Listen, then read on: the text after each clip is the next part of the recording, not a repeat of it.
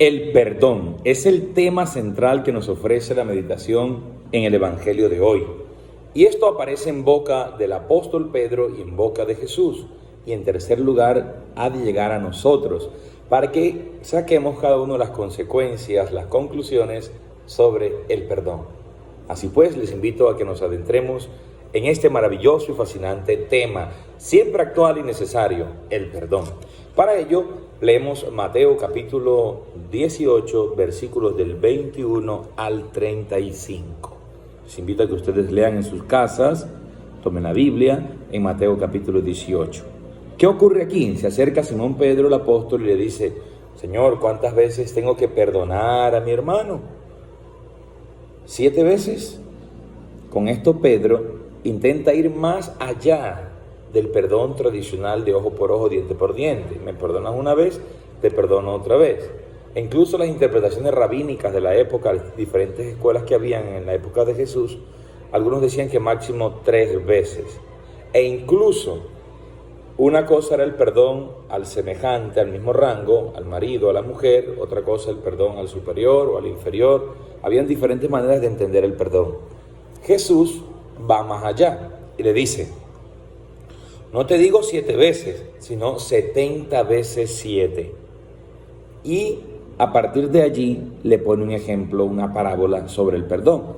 Y es aquella en donde Jesús habla de un reino, porque con el reino de los cielos sucede lo que con aquel rey que quiso ajustar cuentas con sus siervos. Este ajustar cuentas es llamar a pedir cuentas de la propia vida. Dios, que al final de nuestra historia, de nuestra existencia, nos llamará a rendir cuentas de cómo administramos los recursos, el talento, la vida misma que Él nos confirió. Y con esto se refiere no solo a los recursos económicos, materiales, sino también a nuestro intelecto, a nuestra capacidad de amar, de querer, de ser tiernos, nuestra capacidad de perdonar y de ser perdonados. Jesús en la parábola dice que cuando este rey comienza a ajustar las cuentas, llama a sus deudores. Uno de ellos tiene una deuda impagable, más de 10,000 talentos le debía. Imaginemos unos 10,000 millones o billones de pesos. Ese hombre jamás podría pagar esa deuda. Se pone de rodillas delante del rey, suplica misericordia, suplica que le perdonen la deuda, que le tengan paciencia, que lo va a pagar todo.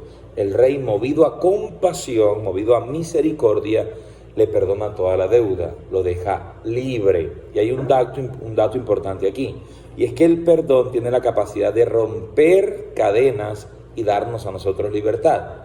Y a la vez genera una nueva relacionalidad en la vida. Es decir, el perdón es liberador y el perdón es recreador, nos vuelve a crear. Porque la vida de este hombre se hizo completamente nueva. Antes era un adeudado, un hombre que estaba embargado, y ahora es un hombre que ya no tiene ese peso, se ha liberado y prácticamente adquirió una nueva manera de vivir, un nuevo estilo de vida. Hasta allí las cosas marchan bien. Viene una sorpresa, y es que cuando él va de camino encuentra también a un deudor que le debe una deuda menor que la que él debía al rey, y actúa completamente contrario a como actuaron con él. Por eso en él sembraron perdón, en él sembraron misericordia y compasión, pero de su corazón no se pudo cosechar lo mismo, sino que en su libertad mal utilizada termina más bien condenando a aquel que le debe tan solo 10 denarios, 100 denarios, que son 100 días de trabajo. Ahora bien, ¿qué ocurre? Este hombre que le debe 100 denarios suplica que le tengan perdón. Y vaya sorpresa, no recibe perdón ni recibe misericordia, sino que lo tratan con dureza. Aquel del cual nos habla el Evangelio que recibió misericordia, no es capaz de dar misericordia. Al que lo tratan con suavidad, ternura y amor, trata con dureza y con fuerza, y no es capaz entonces de perdonar. Pero siempre hay testigos. Nosotros nos podemos esconder para hacer el mal. Olvidamos que siempre estamos en la presencia de Dios, porque Dios es omnipresente, es decir, está presente en todas partes. Y en vez de moverse a compasión, como lo hicieron con él, no perdona, sino que lo manda a meter preso a aquel hombre que le debe 100 denarios. Y allí están unos testigos que se dan cuenta de lo que sucede. Van donde el rey y le cuentan: mira, a este hombre al que tú le perdonaste una deuda impagable, no ha tenido misericordia de un hermano, de un compañero, de un coterráneo, de un congénere. sino que lo trató con dureza. Allí entra la mano dura del rey a administrar justicia y también misericordia. Y ahora la misericordia para este hombre se convierte en justicia, porque lo justo es que vaya él a la cárcel para que aprenda la lección, para que aprenda a perdonar a sus hermanos, a tener misericordia y a ser compasivo con los demás. De allí que al final en el capítulo 34, en el versículo 34 del capítulo 18 de Mateo, Jesús diga: entonces un señor muy enojado, su señor lo entregó para que lo castigaran hasta que pagara toda la deuda. A veces decimos, no, es que Dios no castiga. No se trata de un castigo humano, pero sí, también recibimos castigos de Dios.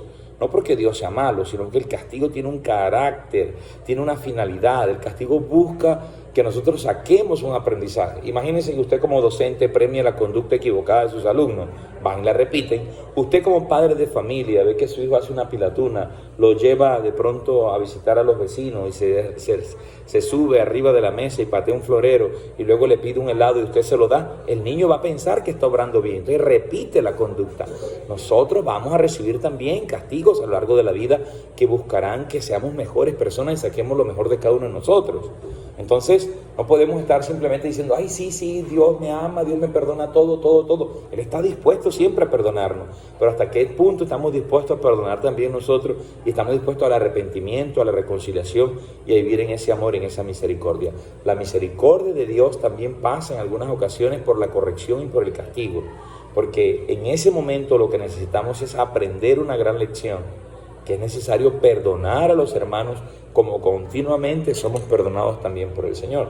De allí que diga Jesús, lo mismo hará con ustedes mi Padre Celestial si no perdonan de corazón, si no se perdonan de corazón unos a otros. La vida es muy dura y es más dura cuando llevamos odios, resentimientos y rencores en nuestros corazones.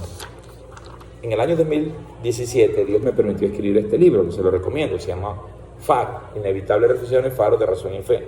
Y aquí, en la página 113 a la 120, yo hago una reflexión en torno al perdón. Y digo que el perdón es una fuente inagotable de salud, de paz, de libertad emocional y de alegría. Porque el perdón produce gozo, produce alegría. Les comparto una pequeña reflexión en la página 118 y con esto cerramos nuestra reflexión de hoy en torno al perdón. Cuando tú no perdonas, cuando tú te dedicas a guardar odio, resentimientos, rencores, va a tener una consecuencia nefasta para tu vida. Pero cuando tú abres tu corazón y perdonas porque te sientes amado y perdonado por Dios y puedes perdonar a tus semejantes, tu vida va a estar llena de gozo y de alegría. Experimentarás que eres una nueva criatura y que eres una persona completamente libre de ataduras. Por eso, dice en la reflexión, página 118 de mi libro Faro, quien colecciona amargura, rencores, resentimientos y tristezas, se parece a quien se toma un veneno convencido de que le va a hacer mal a quien lo ofendió. Quien se envenena es uno, pues el otro con frecuencia ni se acuerda de la supuesta ofensa y hasta se ufane de haber hecho lo que todavía cree que estuvo correcto. Fue el caso de los que crucificaron a Jesús, alegando la conveniencia de que un hombre muriera por el pueblo para mantener vigente la historia del hombre según el hombre. Ellos decían, uno de ellos llamado Caifás, que era el sumo sacerdote judío de aquel año, les dijo, ustedes no saben nada ni se dan cuenta que es mejor para ustedes que muera un solo hombre por el pueblo y no toda la nación sea destruida. Es decir, mucha gente nos hace daño a nosotros creyendo que está haciendo algo bueno. Por eso el mismo San Agustín decía, cuando a ti alguien te ofenda, acuérdate que ya el que te ofendió está ofendido, que el que te hirió viene herido. Entonces en ti está el poder de guardar ese resentimiento o de soltarlo para experimentar la liberación. El perdón es una medicina que Dios nos regala a nosotros para crearnos permanentemente y también nos da la libertad de vivir plenamente como hijos de Dios. Que podamos perdonarnos los unos a los otros como Dios nos perdona cada día. Yo soy Juanca Mendoza y en Cristo la vida es mucho más sabrosa. Ciao a tutti, arrivederci.